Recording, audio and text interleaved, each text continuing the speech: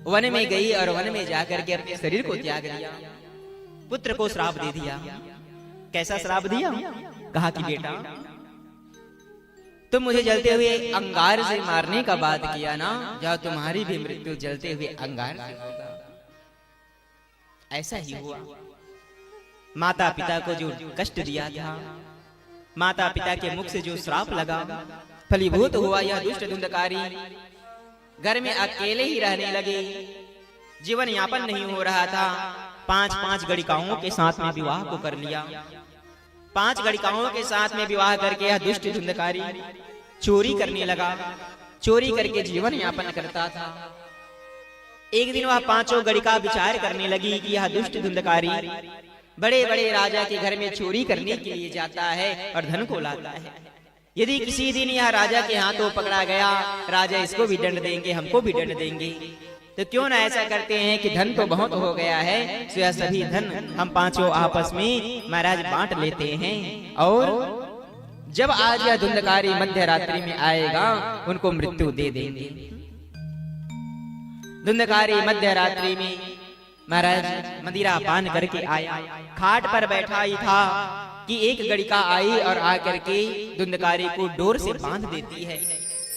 Door से बांध करके एक गणिका महाराज उस धुंधकारी को डंडे से मारने लगी, एक गणिका पादुका से, चरण पादुका से मारने लगी।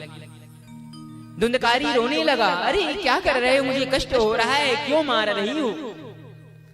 जब महाराज मध्य रात्रि में धुंधकारी शोर मचा रहे थे, आवाज लगा रहे थे, एक गणिका विचार करने लगी कि मध्य रात्रि का समय है, ये शोर मचा रहे हैं, इनकी आवाज को सुन करके यदि नगर वाले आ जाएंगे तो इनके साथ हमको भी मृत्यु दंड मिल जाएगा। वह धुंधकारी को महाराज मृत्यु देने के लिए वह गणिका क्या की, जब शोर मचा रहे थे वह धुंधकारी, एक गणिका महाराज वही देखी कि एक अंगार जल रहे थे।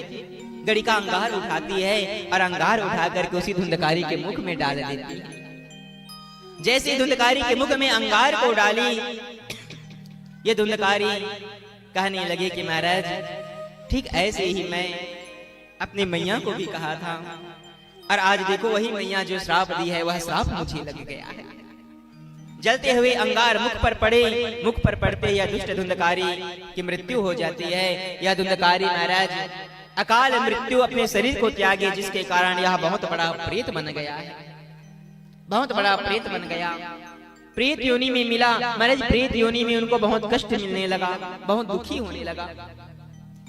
भाई गोकर्ण को पता चला कि बड़े भैया की मृत्यु हो गई, सो गया साथ श्राद्ध इत्यादि करके जब नगर को आए, प्रेत योनि में पड़े यह धुंधकारी अपने भाई से कहने लगे, भैया बहुत कष्ट हो रही है, भगवान आप मुझे इस प्रेत योनि से मुक्ति दिला दीजिए, बहुत कष्ट होते हैं यह प्रेत योनि में।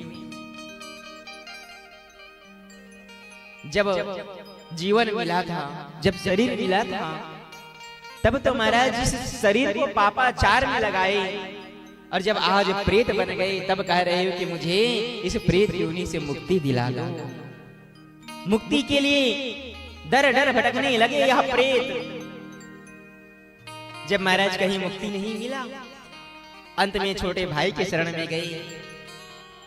छोटे भाई ने कहा कि भैया आप रात्रि विश्राम कीजिए, कल प्रातः होते ही हम मुक्ति का साधन ढूंढने के लिए चले जाएंगे। प्रातः कालीन हुआ, छोटे भैया गोकर्ण सरोवर में स्नान करने को गया, सूर्य को अर्घ दिया। सूर्य को अर्घ दे करके भगवान सूर्य से ही कहा भगवान भाई प्रेत योनि में चले गए हैं, मुक्ति के लिए वह गुहार कर रहे हैं, आप मुक्ति का कोई साधन बतला दीजिए।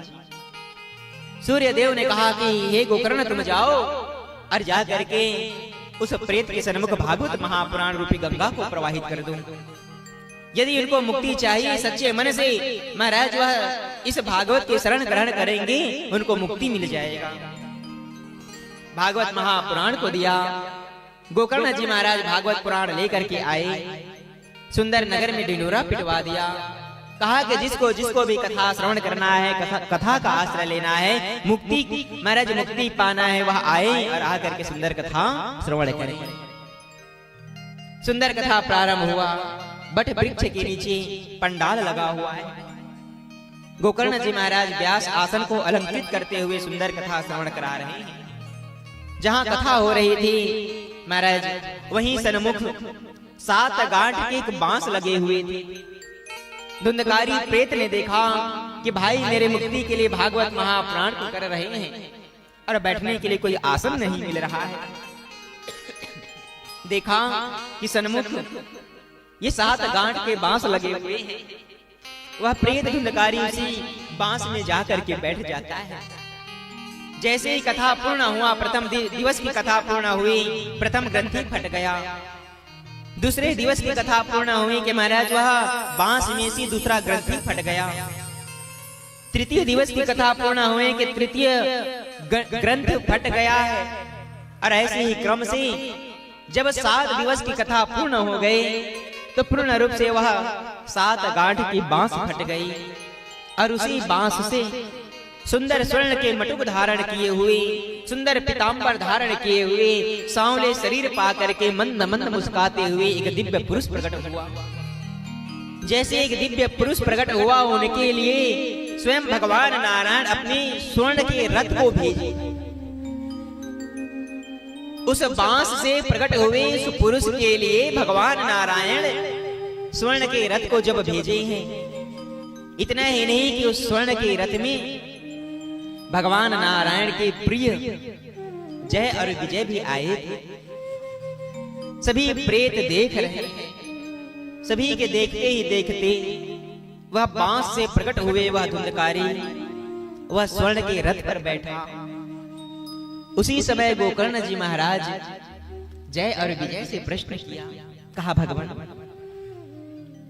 मैं तो यहाँ कथा अनेक प्रेतों के लिए किया, परंतु इस अनेक प्रेतों में केवल एक का उद्धार क्यों हुआ? केवल भैया धुंधकारी का उद्धार क्यों हुआ? तब जय और विजय कहने लगे, कहा कि हे गोकर्ण, यहाँ अनेक प्रेत कथा सुनने तो आए थे, परंतु आपको पूर्व ही बताए हैं ना, श्रोता 3 प्रकार के होते हैं। कुछ ऐसे होते हैं जो महाराज मुक्ति के लिए ही आए रहते हैं। कुछ ऐसे होते हैं जो यहाँ की महाराज सजावट देखने के लिए आए रहते हैं। और कुछ ऐसे भी होते हैं महाराज की जो प्रसाद पान करने के लिए आते हैं। तो इसमें मुक्ति किसका होगा? मुक्ति किसके होंगी? जो अपने मुक्ति के लिए आए होंगे उनकी ही मुक्ति होगी।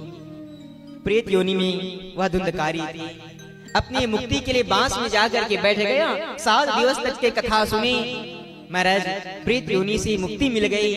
स्वयं भगवान नारायण अपने स्वर्ण के रथ को भेज दिया। रथ पर आरूढ़ होकर के वह धुंधकारी रथ पर बैठ करके भगवान नारायण के लोक को चले गए। जय और विजय ने गोकर्ण को कहा है गोकर्ण, अभी तो केवल एक की मुक्ति हुई है, तुम जाओ और जाकर के उसी स्थान पर एक बार और भागवत महाप्राण कर दो।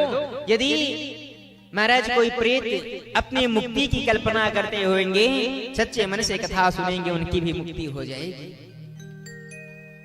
इस बार सुंदर गोकर्ण जी महाराज श्रावण माह की सुंदर श्रावण माह में वह उसी बट वृक्ष के नीचे बैठ करके सभी प्रेतों को आवाहन किया और सभी प्रेतों के लिए सुंदर कथा को किया। महाराज जितने भी प्रेत अपने मुक्ति के लिए आए थे, आज वह भक्त वत्सल, वह करुणा निधान, वह दीन बंधु मेरे ठाकुर अपने यह सभी प्रेत रूपी भक्तों से इतने रिझ गए। उन्होंने देखा कि महाराज मेरे भक्त आज सच्चे मन से यह कथा का आश्रय लिया है, भागवत का आश्रय लिया है, सभी के लिए महाराज एक एक सुंदर रथ को भेज दिए। और वही प्रेत जो कथा सुने थे, कथा को सुनने मात्र से प्रेत योनि से मुक्ति मिली, सुंदर रथ पर आरूढ़ हुआ और रथ पर आरूढ़ होकर के सभी वैकुंठ लोक को जाने लगे। जैसे सभी प्रेत वैकुंठ लोक में जाने लगे, आज सभी देवता स्वर्ग से पुष्पों की वर्षा करने लगे, आकाश में दुंदुबिया बाजा बजने लगी, बड़े भाव से जयकारा लगाने लगे। बोलिए भक्तवत्सल भगवान की, कृष्ण कन्हैया लाल की।